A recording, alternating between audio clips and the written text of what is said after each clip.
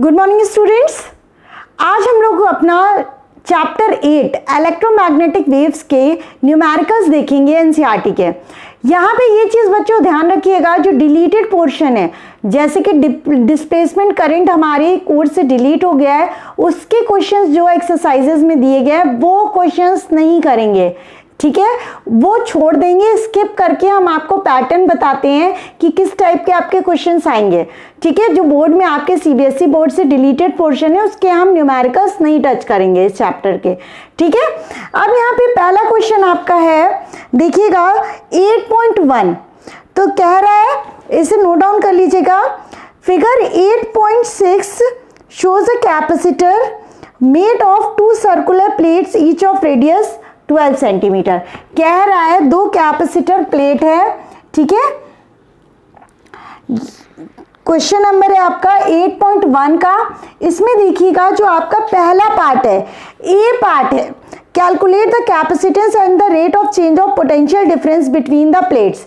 अब यहाँ पे ये चीज याद रखिएगा, हमें क्या निकालना है, सी की वैल्यू निकालनी है और डीवी बाई डी, ठीक है। ये हमारे कोर्स में नेक्स्ट आपका डिस्प्लेसमेंट करंट के बारे में पूछ रहा है, निकालने को बी ऑप्शन बी पॉइंट बोल रहा है, तो वो नहीं टच करेंगे।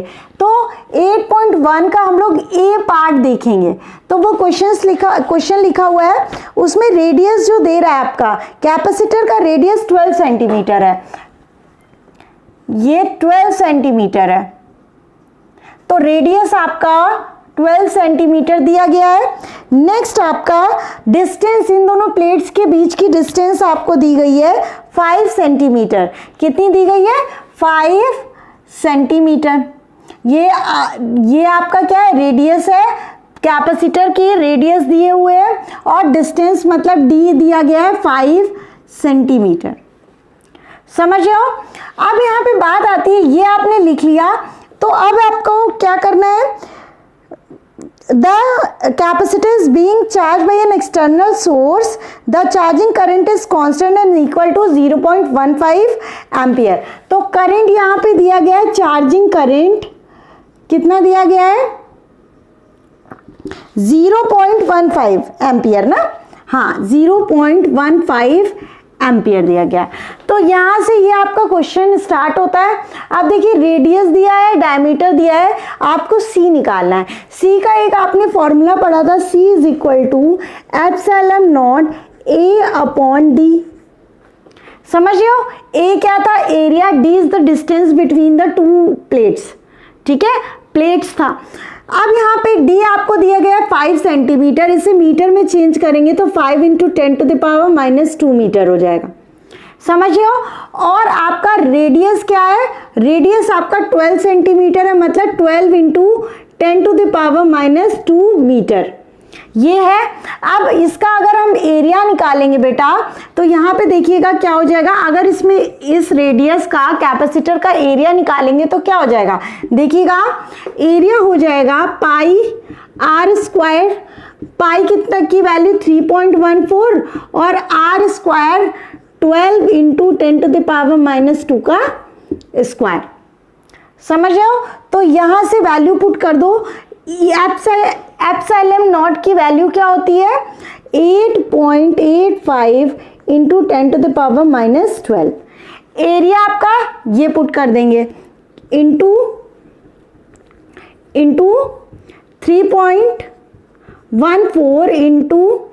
12 × 10⁻² का स्क्वायर। इस ये वैल्यू को यहाँ पुट कर दिया एरिया में, अपॉन ये क्या डिस्टेंस बिटवीन द प्लेट्स कितनी है, 5 × 10⁻²।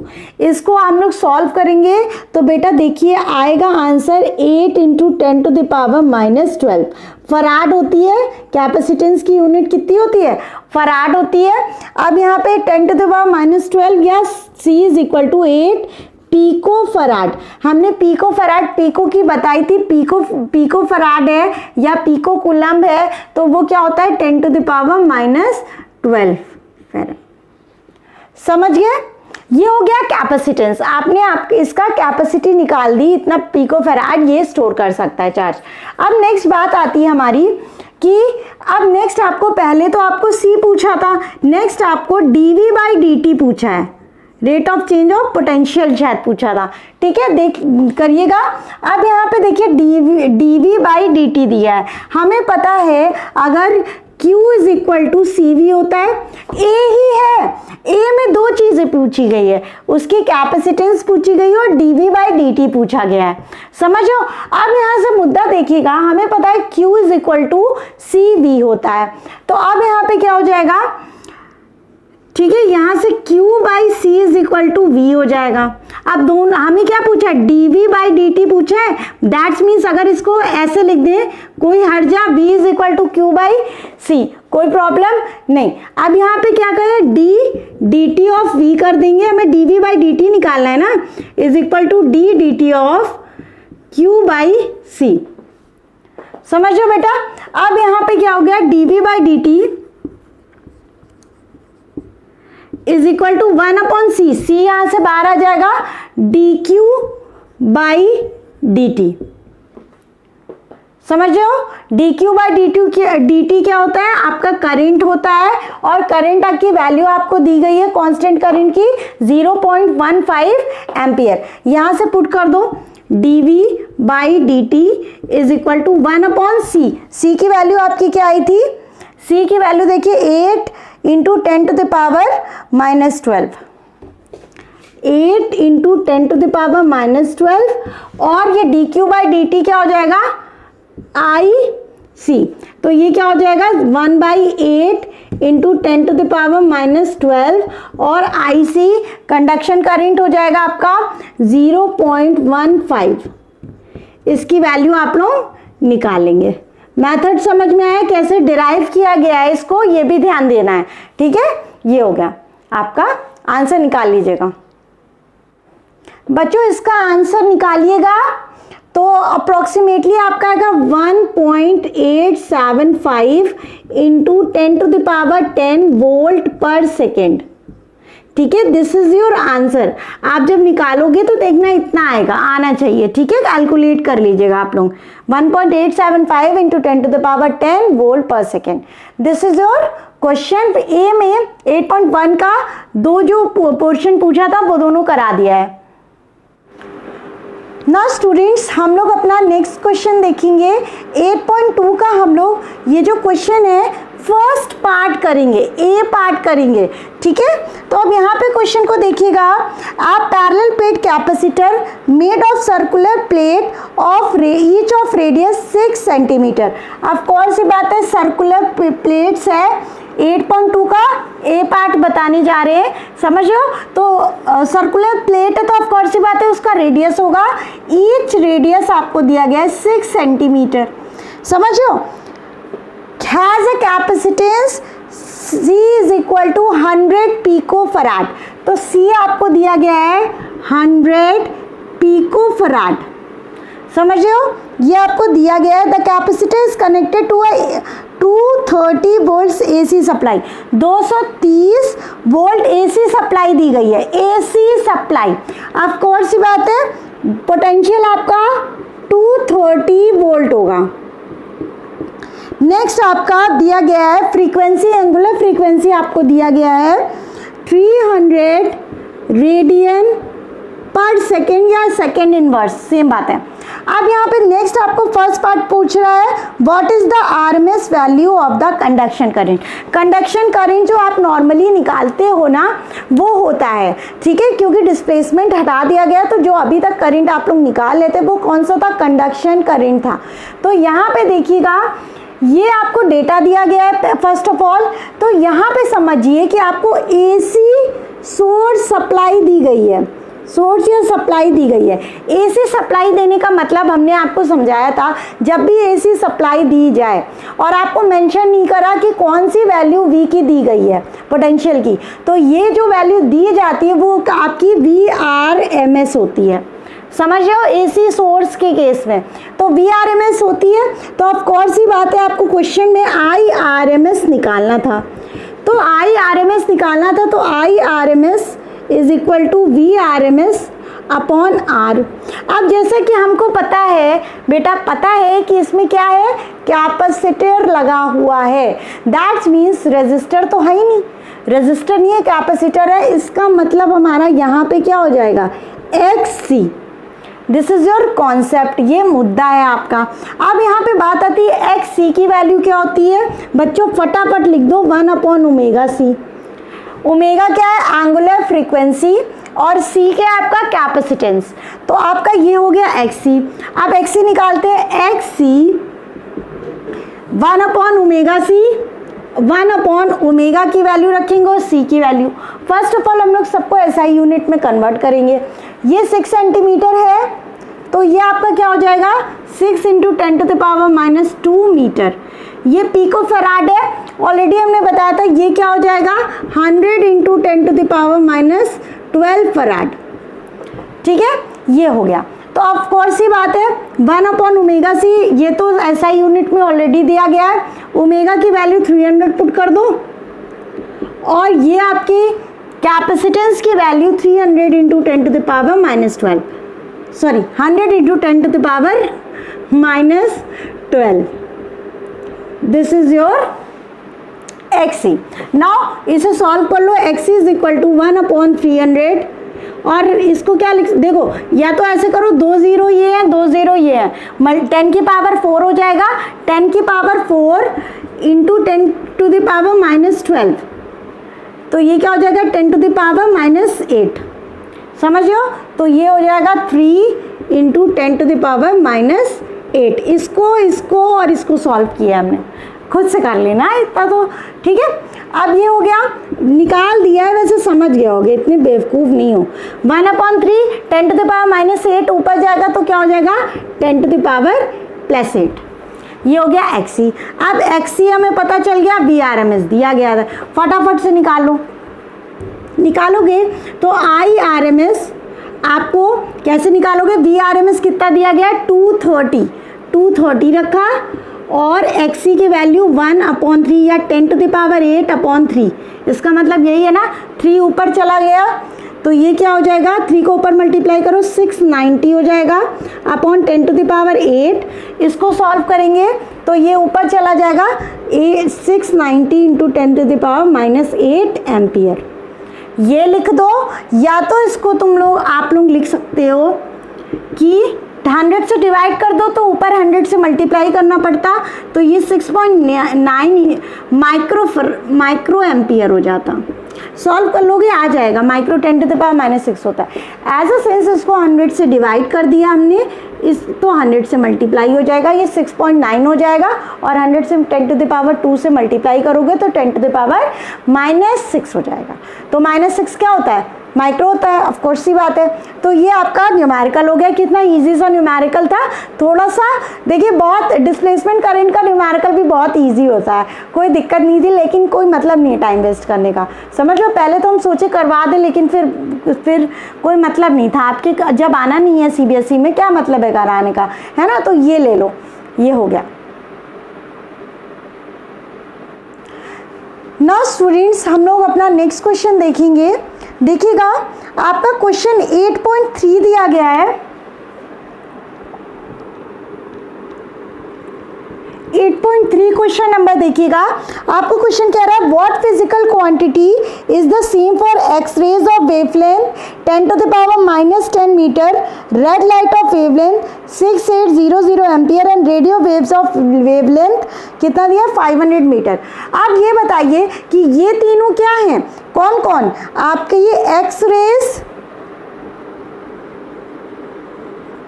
ठीक है, और रेड लाइट,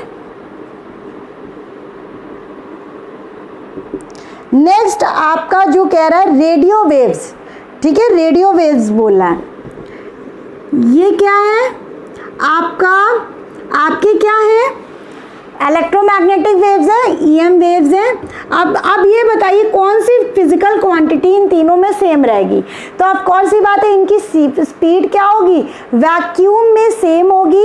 दैट्स मीन्स कितनी होगी, 3 × 10⁸ मीटर पर सेकेंड। तो आपको फिजिकल क्वांटिटी क्या लिखना है, speed in vacuum at the rate of 3 × 10⁸ metre per second. ठीक है, ये चीज़ है। एज ए सेंस कौन सी फिजिकल क्वांटिटी सेम रहेगी, EM वेव्स में, स्पीड उसकी वैक्यूम में अगर होगा तब। ठीक है, ये हो गया, क्वेश्चन नंबर कंप्लीट हो गया है। नेक्स्ट हम देखिएगा, ठीक है, नेक्स्ट क्वेश्चन लेते हैं। ना स्टूडेंट्स, हम लोग अपना नेक्स्ट क्वेश्चन लेंगे 8.4 को। देखिएगा क्वेश्चन क्या कह रहा है, अ प्लेन इलेक्ट्रोमैग्नेटिक वेव ट्रेवल्स, कहाँ गया question, travels in vacuum along z direction, what can you say that about the directions of its electric and magnetic field vectors if the frequency of the wave is 30 megahertz, what is its wavelength? अच्छा, frequency दी गई है, new दिया गया है 30 megahertz. अब आपको कह रहा है कि जो आपकी वेव है वो का अलोंग z डायरेक्शन है। तो ये बताइए, अगर आपकी वेव, अगर मान लीजिए ये z डायरेक्शन है, z डायरेक्शन में वेव प्रोपोगेट कर रही है, तो आपका कौन सी बात है, x में आपका या तो इलेक्ट्रिक फील्ड होगी या x में मैग्नेटिक फील्ड होगी, या इसमें इलेक्ट्रिक फील्ड होगी या मैग्नेटिक फील्ड होगी, किसमें, x एंड y में। अगर हम मान लेते हैं कि इलेक्ट्रिक फील्ड आपकी x के अलोंग है तो मैग्नेटिक फील्ड y के अलोंग हो जाएगी। This is your first part. Next आपको वेवलेंथ निकालने को कह रहा है। हमको पता है कि c is equal to lambda nu होता है, पता है, तो lambda is equal to c upon nu होगा। c की वैल्यू क्या होती है, 3 × 10⁸, और न्यू आपको दिया गया 30 मेगा हर्ट्ज। इसको चेंज करोगे 30 × 10⁶ हर्ट्ज हो जाएगा, 30 × 10⁶ हर्ट्ज हो जाएगा। ये 1 टाइम्स, ये 10 times, lambda is equal to 0.1, ये ऊपर जाएगा माइनस में हो जाएगा, तो 10⁻² बचा, that's means lambda is equal to 10 metre. This is your answer. Next part, ठीक है, तो हमने यहाँ पे ले लिया इलेक्ट्रिक फील्ड आपकी x के अलोंग है तो मैग्नेटिक फील्ड y के अलोंग हो जाएगी। This is your solution. ना स्टूडेंट्स, हम लोग अपना नेक्स्ट क्वेश्चन देखेंगे। देखिएगा क्वेश्चन नंबर 8.5। अब क्वेश्चन आपको क्या दिया गया है, देखिएगा, a radio can tune in to any station in the 7.5 megahertz, ठीक है, to 12 megahertz band, what is the corresponding wave length band. अब यहाँ पे आपको फ्रीक्वेंसी दी गई है न्यू1 और क्या दिया गया है 7.5 मेगा हर्ट्ज दिया गया है, और न्यू2 कितना दिया गया है 12 मेगा हर्ट्ज। तो आपको क्या निकाला है, करस्पॉन्डिंग वेव लेंथ बैंड। तो आप कौन सी बात है, हमने एक फॉर्मूला आपको पढ़ाया था, क्या पढ़ाया था, C is equal to lambda nu, ठीक है। तो अब यहाँ से अगर हमें न्यू1 पता है तो ये λ1 हो जाएगा। तो λ1 का फॉर्मूला क्या हो जाएगा, C अपॉन न्यू1, समझ रहे हो। तो C की वैल्यू हमें पता है 3 × 10⁸ metre per second. Metre per second हटाओ जरा, नहीं ज़रूरत है हमें। और न्यू1, अब यहाँ पे देखो मेगा हर्ट्ज है तो इसे हर्ट्ज उसमें चेंज करो, 7.5 × 10⁻6, माइक्रो 10⁻⁻6 होता है, और मेगा 10⁻+6 होता है, समझ रहे हो, दोनों में डिफरेंस याद रखना। अब न्यू1 क्या होगा, क्या हो जाएगा 7.5 × 10⁻6, ठीक है। इसको सॉल्व करोगे λ1 हो जाएगा आपका 40 मीटर आ जाएगा, 40 मीटर, ठीक है। लैम्डा डिस्टेंस होती है ना, ठीक है, वेवलेंथ, लेंथ आ रहा है कि नहीं, तो मीटर में हो गया। नेक्स्ट आपका, अगर आपको λ2 निकालना होगा तो C अपॉन न्यू2 रख दोगे, ये फ्रीक्वेंसी होती है, ठीक है। अब यहाँ पे एंगुलर फ्रीक्वेंसी को रिप्रेजेंट करते हैं। λ2 इज इक्वल टू, यहाँ पे हो गया क्या हो गया, C, of course C × 10⁸ metre per second. न्यू2 कितना है, × आपका 12, अब इसको भी 10⁶ में कन्वर्ट कर लोगे, ठीक है। अब ये आ जाएगा 225 मीटर आ जाएगा। तो वेवलेंथ रेंज क्या हो जाएगी, लिखो wavelength range 25 metre to 40 metre. कितना इजी सा था, बस आपका ये फॉर्मूला, हमने आपको एक क्वेश्चन करवाया था, एक क्वेश्चन, उसमें हमने सब निकलवाना सिखाया था, ठीक है। तो वो चीज़ देख लीजिएगा, ज़रूर से वो क्वेश्चन देखिएगा, नहीं तो आएगा नहीं आपको। ये सारे फॉर्मूले हमने लिखवा दिए थे आपको, लिख लीजिए। नाउ स्टूडेंट्स, हम लोग अपना नेक्स्ट क्वेश्चन देखेंगे। देखिएगा क्वेश्चन नंबर 8.6 देखिएगा। बहुत ही बेकार क्वेश्चन है, लिटरली बहुत बेकार क्वेश्चन है। देखिएगा, आप लोग एकदम से समझ जाएंगे।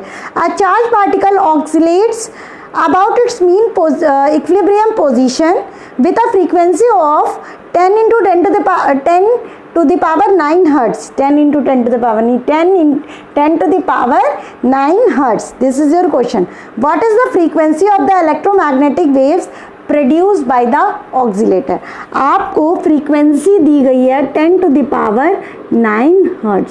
तो कह रहा है एक ऑक्सीलेटर है, चार्ज पार्टिकल है, ऑक्सीलेट कर रहा है। तो हमने आपको क्या बताया था, चार्ज पार्टिकल के एक्सेलरेटेड मोशन की वजह से, ऑक्सीलेशन की वजह से आपका ईएम वेव जनरेट होती है। तो ऑफ कोर्स ये बात है, जो चार्ज पार्टिकल जिस उससे फ्रीक्वेंसी से ऑक्सीलेट कर रहा है, तो आपकी ईएम वेव्स भी उसी फ्रीक्वेंसी से ऑक्सीलेट करेगी।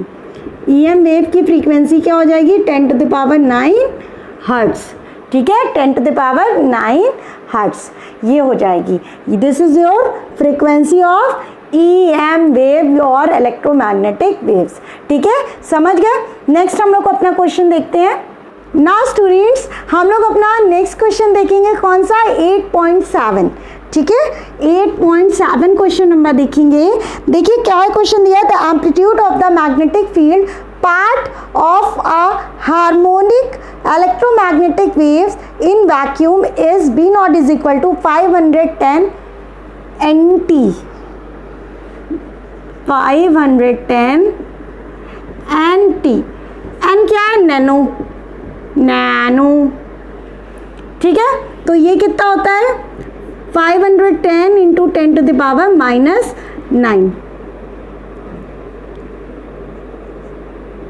510 नैनो का क्या हो जाएगा, 10⁻⁻9 टेस्ला, ठीक है। This is your given data. What is the amplitude of the electric field. अब आपको एम्पलीट्यूड निकालना है इलेक्ट्रिक फील्ड का। याद है हमने ये चीज़ बताई थी, रिलेशन बताया था। हमने क्या रिलेशन बताया था कि E0/B0 आपका होता है C के बराबर। तो आपको E0 एम्पलीट्यूड पूछा है इलेक्ट्रिक फील्ड का, तो ये क्या हो जाएगा, C × B0। तो E0 is equal to C आपका क्या होता है, 3 × 10⁸ मीटर/सेकेंड, और B0 आपको क्या दिया गया है, 510 × 10⁻⁻9, ठीक है। 10⁻, अगर सॉल्व करेंगे देखिएगा, और ये 3 × 51 करो, 510 करो, तो 3 0 0 3, और ये आ गया, ठीक है, 3 1 3 3 5 15, ठीक है, ये हो गया। अब नेक्स्ट आपका इसको सॉल्व करोगे तो 10⁻⁻1 आ गया, समझो। तो ये आपका 10⁸ 10⁻�9 को सॉल्व करोगे तो दोनों पावर्स ऐड हो जाएंगी विद द साइन, 8 - 9 -1 हो जाएगा। तो ये आपका आ जाएगा 153 इलेक्ट्रिक फील्ड का, ये क्या हो जाएगा, न्यूटन पर कूलम या coulomb is inverse. This is your answer. ये लेकिन आपको रिलेशन इंपॉर्टेंट है, याद रखिएगा, ये बहुत इंपॉर्टेंट है, वेरी इंपॉर्टेंट में लिख लीजिएगा, ठीक है ना स्टूडेंट्स। हम लोग अपना नेक्स्ट क्वेश्चन देखेंगे 8.8 न्यूमेरिकल, नोट डाउन कर लीजिएगा। Suppose that The electric field amplitude of an electromagnetic waves is E naught is equal to 120 Newton पर कूलम। E naught की वैल्यू आपको दी गई है 120 न्यूटन पर कूलम, ये दिया गया है। And its frequency is nu is equal to 50 mega hertz, तो न्यू दिया गया है 50 मेगा हर्ट्ज। तो अब आपको देखो बहुत ही प्यारा सा क्वेश्चन है, बहुत ही क्यूट है, सारी चीजें क्लियर हो जाएंगी। डिटरमाइन क्या दिया है, डिटरमाइन करने को आपको दिया गया है पहले क्वेश्चन में बी नॉट, फिर आपको दिया गया है ओमेगा के और लैम्डा, ठीक है, ये दिया गया है। ये क्या होता है, wave number, wave length, angular wave length, और ये एंगुलर फ्रीक्वेंसी, ये B naught, amplitude of magnetic field, ये हो गया। नेक्स्ट बी में आपको दिया है एक्सप्रेशन निकालना है, एक्सप्रेशन निकालना है इलेक्ट्रिक एंड मैग्नेटिक फील्ड का। दिस इज योर क्वेश्चन, यहाँ पे सारी चीजें क्लियर होंगी, ठीक है बेटा। यहाँ पे देखिए आप लोग कि हमें पता है ई नॉट, पहले हमको क्या निकालना है, बी नॉट। हमको पता है एक जो फॉर्मूला था आपका E naught upon B naught is equal to C, कोई दिक्कत, तो B naught is equal to इस यहाँ से क्या हो जाएगा ई नॉट अपॉन सी, समझ रहे हो। तो ई नॉट आपका कितना दिया गया है 120 दिया गया है, और सी आपका क्या है, कैपेसिटेंस तो दिया नहीं गया, कैपेसिटेंस है ही नहीं, स्पीड ऑफ लाइट है, तो स्मॉल सी से डिनोट करते हैं इसे, ठीक है। 3 × 10⁸ मीटर पर सेकेंड, तो ये हो गया 340 टाइम्स गया, 40 × 10⁻⁻8, इसकी यूनिट क्या हो जाएगी, टेस्ला, समझ में आया। 40 × 10⁻⁸, 10⁸ ऊपर जाएगा -8 हो जाएगा। ये क्वेश्चन तो हमने सॉल्व कर लिया। अब हमारी ओमेगा की बारी आती है। हमने आपको बता रखा है omega is equal to 2πf या न्यू होता है, समझ रहे हो। तो अब यहाँ पे 2π तो आप समझ गए, न्यू की वैल्यू आपको ये दी गई है, मेगा हर्ट्स में दी गई है, तो हर्ट्स में चेंज करोगे 10⁻⁶ हर्ट्स हो जाएगी, समझ रहे हो। तो यहाँ पे omega is equal to 2 × 3.14 into nu कितना हो जाएगा 50 × 10⁻⁶, समझ रहे हो। ये 2 × 3.14 into 50 × 10⁻⁶, this is your equation. Omega is equal to आपका 50 × 2 करो 100 हो जाएगा, मतलब 3.14 इंटू 100, ठीक है, ये 3.14 इंटू 100 हो गया इंटू 10⁻⁶। इसको क्या लिख सकते हो, omega is equal to 3.14 into 10⁸8 हो जाएगा ना, हाँ, रेडियन पर सेकेंड या सेकेंड इनवर्स, ठीक है। This is your omega. Now आपको क्या पूछ रहा है, आपको अब पूछ रहा है, ये ओमेगा हो गया, के पूछ रहा है। के का फॉर्मूला देखिए, के इज इक्वल टू क्या होता है 2π/λ। अब हमें लैम्डा तो पता नहीं है, तो इसके लिए हमें क्या निकालना पड़ेगा, लैम्डा, जो कि आपका नेक्स्ट क्वेश्चन है, ठीक है। तो अब हम पहले लैम्डा कैलकुलेट कर लेते हैं। लैम्डा इज इक्वल टू आपका हमें पता है, देखिए सी इज इक्वल टू क्या होता है लैम्डा इंटू न्यू, तो लैम्डा इज इक्वल टू क्या हो जाएगा, lambda is equal to c upon nu, कोई दिक्कत, यहाँ तक तो कोई दिक्कत नहीं। 3 × 10⁸ हो गया, और न्यू आपको 50 × 10⁶ दिया गया है, तो 50 × 10⁶ ये हो गया। तो ये आप कैलकुलेट करोगे तो लैम्डा इज इक्वल टू 3/50 तो है, इनको सॉल्व करेंगे 10⁻² हो जाएगा, दैट्स मीन्स 300/50, 0 से 0 कैंसिल, ये हो गया 6 मीटर, समझ रहे हो। अब यहाँ पे के निकाल लो, के कैसे निकालोगे, 2π 2 × 3.14/6, तो 3 टाइम्स गया, ये 1.05 समथिंग आएगा के की वैल्यू, ये आ गया, समझ रहे हो। ये सारी चीजें आ गई। नेक्स्ट आपको इलेक्ट्रिक फील्ड और मैग्नेटिक फील्ड का आपको इक्वेशन एक्सप्रेशन पूछा है, तो कैसे निकालोगे, इसे नोट डाउन कर लो, बताते हैं।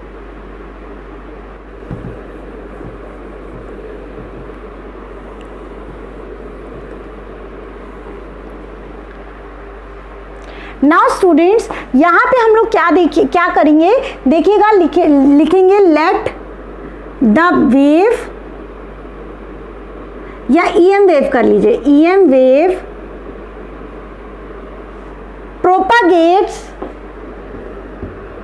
propagates in, अगर चमक रहा होगा तो हम बोल भी रहे हैं, लिखिएगा let the EM wave propagates in x direction, मतलब x डायरेक्शन में हमारी इलेक्ट्रोमैग्नेटिक वेव्स चल रही हैं, ठीक है। तो अब चलती तो है नहीं, पैर तो है नहीं, चलो ठीक है, ये हो गया। अब हमें बताइए, अगर वो x में है तो या तो हमारी इलेक्ट्रिक फील्ड y में होगी, मैग्नेटिक फील्ड किस में होगी, z में होगी, ठीक है, या हमारी इलेक्ट्रिक फील्ड z में होगी और मैग्नेटिक फील्ड किस में होगी, ये अगर x में है तो या तो दोनों में से एक x में होगी और एक y में होगी, कौन सी कहाँ होगी हमें नहीं पता। तो हम लेते हैं कि ये जो होती है हमारी, अगर EM वेव x में जा रही है तो ये इलेक्ट्रिक फील्ड हमारी y के अलोंग है, ठीक है, y इलेक्ट्रिक फील्ड हम लोग ने y एक्सिस पे के अलोंग ले ली। तो यहाँ पे ले लिया, तो हमने एक फॉर्मूला पढ़ा था, E is equal to E0 sine kx minus omega t. तो E is equal to E0 कितना दिया गया था, E0 आपका 120 था, पुट कर दो, साइन k की वैल्यू आपकी 1.05 आइए, और x का मतलब क्या है, जो वेव का डायरेक्शन है, जो k के साथ जो एक्सिस रहती है वो वेव का डायरेक्शन होती है, तो x के अलोंग आपकी वेव प्रोपोगेट कर रही है, जो कि हमने लिया है, ठीक है। यहाँ पे कभी y आ जाता है, दैट्स मीन्स आपकी y एक्सिस के अलोंग आपकी वेव प्रोपोगेट कर रही है, ठीक है, ये हो गया। x लिख दो माइनस ओमेगा टी, ओमेगा की वैल्यू कितनी आई है, ओमेगा इतनी आई है, तो ये लिख दो 3.14 इंटू 10 टू द पावर 8 और t। दिस इज योर क्या, इलेक्ट्रिक फील्ड की इक्वेशन। नाउ मैग्नेटिक फील्ड भी क्या होता है, B0 sine kx minus omega t, समझ रहे हो। तो अब यहाँ पे B is equal to B0 की वैल्यू हम लोग ने कैलकुलेट करी है 40 into 10 to the power minus 8 sine, और अंदर वाला टर्म सेम रहता है दोनों का, 1.05 x minus 3.14 into 10 to the power 8 t, ठीक है। और ये हमने क्या लिया है, y एक्सिस के अलोंग है तो j कैप ले लो, और ये आपकी अगर ये y के अलोंग है, वो x के अलोंग है, तो ये z के अलोंग हो जाएगी, z के अलोंग मतलब k कैप ले लो, ठीक है। This is your solution. बहुत ही इजी था, थोड़ा सा कॉन्सेप्चुअल था लेकिन इजी था, ठीक है। स्टूडेंट्स हम लोग अपना नेक्स्ट क्वेश्चन देखेंगे, ठीक है। 8.10, 8.9 आपको नहीं करना है, ठीक है, 8.10 हम कराएंगे, 8.9 आप खुद से ट्राई करिएगा, ठीक है, वो थोड़ा लेंदी है, आपको मीन फ्रीक्वेंसी सबकी याद होनी चाहिए, ठीक है, फ्रीक्वेंसीज पढ़ाई थी तो वैसे निकलेगा, एक बार आप लोग खुद से ट्राई करिएगा। ये 8.10 पढ़ाते हैं हम, देखिए, in a plane electromagnetic wave है, the electric field oscillates sinusoidally at a frequency of 2 into 10 to the power 10 hertz.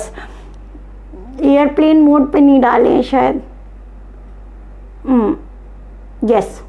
Now देखिए, आपको प्लेन इलेक्ट्रोमैग्नेटिक वेव दी गई है, electric field oscillates sinusoidally at a frequency of 2 into 10 to the power 10 hertz.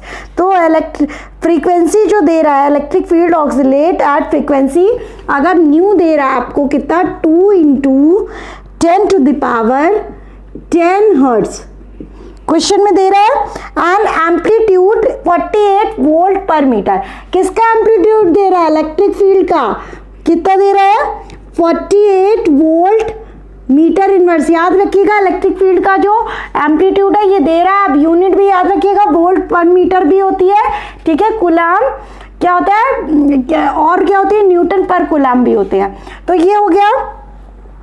तो आपको इसमें पूछ क्या रहा है, ए पूछ रहा है वेव लेंथ, लैम्डा पूछ रहा है, वेवलेंथ ऑफ द वेव, ठीक है। नेक्स्ट आपको पूछ रहा है, बी पूछा what is the amplitude of oscillating magnetic field, B0 पूछा, बहुत इजी है। अब show that the average energy density of E, मतलब आपको क्या कह रहा है, average of electric field is equal to average of magnetic field density. ठीक है, ड्यू टू ये क्या है, इलेक्ट्रिक फील्ड की डेंसिटी जो है आपकी मैग्नेटिक फील्ड डेंसिटी या के इक्वल है।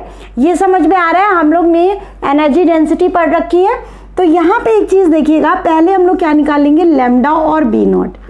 ठीक है, लैम्डा की हमें पता है न्यू दिया हुआ है, सॉरी वी बोले, C is equal to lambda nu होता है, समझ लो। तो ऑफ कोर्स सी बात है, लैम्डा निकाल लोगे सी अपॉन न्यू, तो lambda is equal to c 3 into 10 to the power 8 हो जाएगा, और न्यू की value 2 into 10 to the power 10 दी गई है।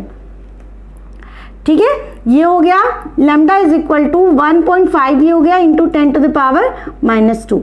ठीक है, ये क्या हो जाएगा मीटर में, तो ये हो गया 3 into 10 to the power 2 into 10 to the power, ये 10 टू द पावर -2 हो जाएगा, ये मीटर।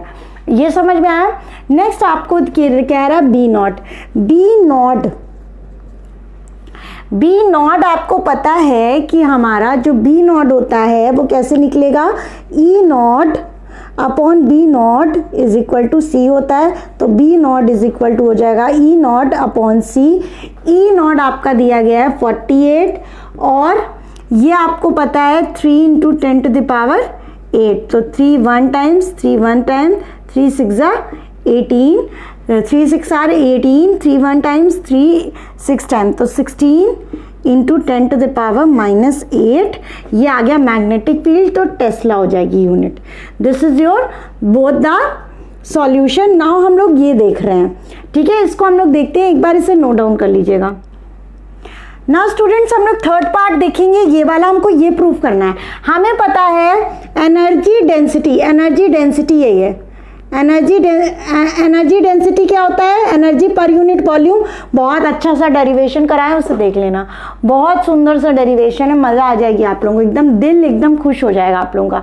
यहाँ पे देखिए हमने वहाँ पे निकाला था, तो इलेक्ट्रिक फील्ड का 1/2 हमने बोला भी था, इंपॉर्टेंट है, 1/2 एप्सिलॉन नॉट ई स्क्वायर होता है, हमें पता है इसको। और मैग्नेटिक फील्ड का क्या एनर्जी डेंसिटी होती है 1/2 म्यू नॉट, और ये ऊपर B square. This is your, हमें क्या प्रूव करना है, ये इसके इक्वल है। ठीक है, तो अगर हम ये वाला इक्वेशन लेते हैं, इसको हमें ये प्रूव करना है, इसको हमें ये लाना है, तभी तो हमारी ये चीज़ सही आएगी कि ये दोनों इक्वल है। तो अब देखिए हमें ये पता है कि ये होता है 1/2 एप्सिलॉन नॉट ई स्क्वायर। एक हमें रिलेशन पता है E naught upon B naught is equal to C, वैसे ही E upon B is equal to क्या हो जाएगा, सी। तो यहाँ से ई क्या हो जाएगा, सी इंटू बी, ई निकल आएगा। कहाँ से निकाला है, यहाँ से। ये रिलेशन याद होना चाहिए, बार बार हम कहते हैं। तो अगर हम पुट कर दें 1/2 एप्सिलॉन नॉट, ई की जगह हम क्या पुट कर दें, सी बी, तो यहाँ पे क्या हो जाएगा, सी बी का स्क्वायर। यहाँ तक समझ में आया, इसको कर लीजिए, लिखिए जरा सा, हम मार्कर चेंज कर लें, ठीक है, सी बी स्क्वायर। तो अब यहाँ पे देखना बेटा, U E is equal to 1/2 epsilon naught C square B square. ठीक है, ये है ना सी स्क्वायर बी स्क्वायर, यहां तक कर लिया। अब आपने एक और फॉर्मूला पढ़ा है, सी इज इक्वल टू 1/√ऑफ म्यू नॉट और एप्सिलॉन नॉट।